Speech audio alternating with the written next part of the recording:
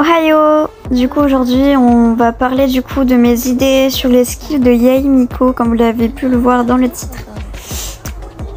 Donc j'ai eu plusieurs leaks en fait dessus, enfin pas des leaks mais oui des leaks en quelque sorte. Donc du coup je voulais vous faire part de ça. Donc du coup déjà on va parler de cette image là. Mais avant tout je voulais vous prévenir que les leaks que je vais vous dévoiler viennent de certaines chaînes YouTube que je vais mettre en description et d'un compte Instagram que je vais mettre à l'écran. Donc c'est parti. Donc mes idées face à cette image, c'est que déjà dans cette image ils disent que Yae Miko aura une queue quand elle lancera son ultime. Donc suite à cette image, il y a du coup des leaks sur les pourcentages de dégâts sur du coup l'ultime. Donc du coup j'ai réussi à avoir ça. Donc du coup je vous le mets à l'écran. Donc voilà, apparemment Yae ferait une zone avec son ulti qui sera remplie de Sakura. Et en fait ces Sakura vont faire des dégâts électro. Ensuite en fait dans son ulti vous allez devoir mettre le plus de Kitsune possible pour gagner un buff d'attaque. Alors j'ai complètement oublié de vous le dire, mais en fait dans son ulti elle aura des stacks un peu comme là. En fait c'est ça en fait qu'on va voir combien en fait il y aura de pourcentage en plus par stack en fait. Par stack du coup il y aurait 24% de bonus d'attaque. Et les stacks du coup je les verrai un peu comme ça. Ensuite pour gagner ces stacks je suppose que du coup va falloir mettre comme avant du coup le maximum de Kitsune clone comme je vous ai dit. Enfin bref du coup je vous laisse avec la suite de la vidéo. Supplémentaire énorme après l'ultime. L'ultime durait 20 secondes et aurait 15 secondes de cooldown. Le coût de l'ultime coûterait du coup 70, donc vous pouvez le voir. Après par rapport à cette image, j'ai pas plus compris de choses en soi. Enfin en tout cas pour moi, j'ai pas plus de choses à dire en fait. Dites-moi si vous auriez rajouté un truc vous. Donc voilà. J'allais complètement oublier le principal, les stats de Yae Miko. Alors Yae Miko niveau 90 aurait 8450 HP, attaque 311, crit rate 5 et du coup elle a procré crit damage. Voilà.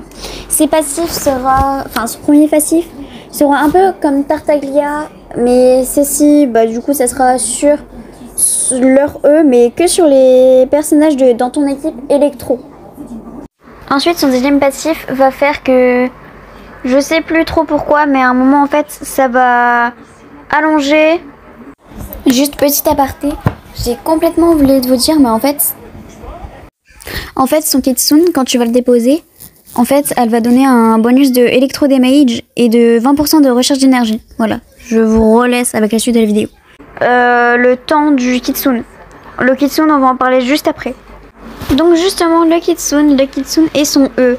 En fait Yae Miko avec son E, en fait elle va reculer pour déposer un Kitsune. Donc moi personnellement je verrai le Kitsune comme ça. Voilà. Et du coup franchement je pense qu'il y a vraiment moyen qu'il soit comme ça. Donc voilà.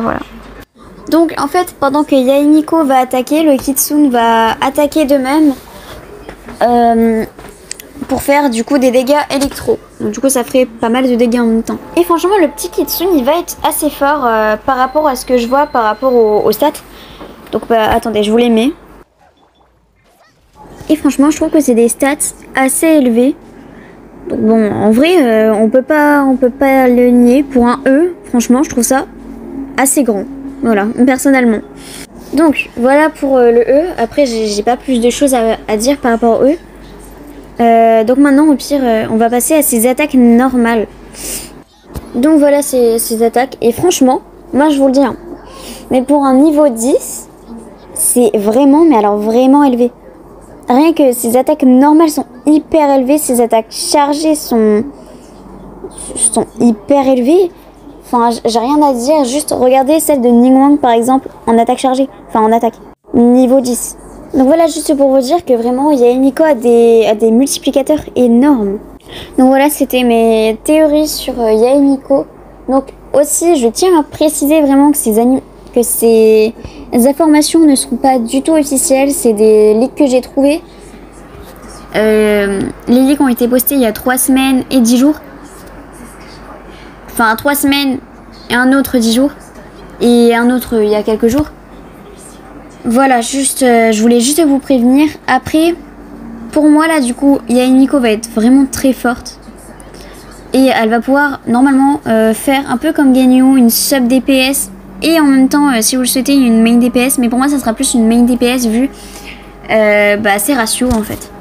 Enfin bon, voilà, c'est tout ce que j'avais à dire dans cette vidéo. Je vous retrouve, du coup, pour des informations sur Yae dès que j'en trouve.